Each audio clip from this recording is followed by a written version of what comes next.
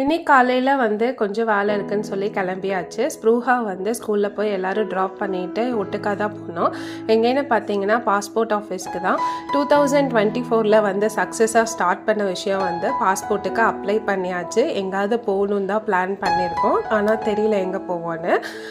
நான் 9:30க்கு அப்பாயின்மெண்ட் வாங்கி 9:45க்கு போய் ரீச் ஆனால் வெளியே வரும்போது 11:45 ஆயிடுச்சு. ஸோ 3 hours வந்து பாப்பா அவர் கூட சமத்தா விளையாண்டுருந்தா.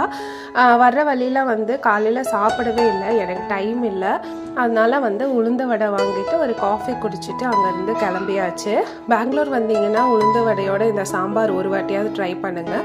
வண்டியில் பெட்ரோல் தீர்ற மாதிரி இருந்துச்சு. பெட்ரோலும் வந்து போட்டுட்டு வீட்டுக்கு வந்தோடனே ஒரு பார்சல் அதை ஓப்பன் பண்ண முடியாமல் பண்ணிட்டு இருந்தாரு. ஏன்னா ஸ்ப்ரூஹா கூப்பிட்டு போகணும், ஸ்கூலுக்கு லேட் ஆயிடுச்சு. அதனால வந்து கடகடன்னு ஓப்பன் பண்ணிட்டு போயிட்டாரு. அது என்ன பார்சல்னு நெக்ஸ்ட் vlogல காமிக்கிறேன்.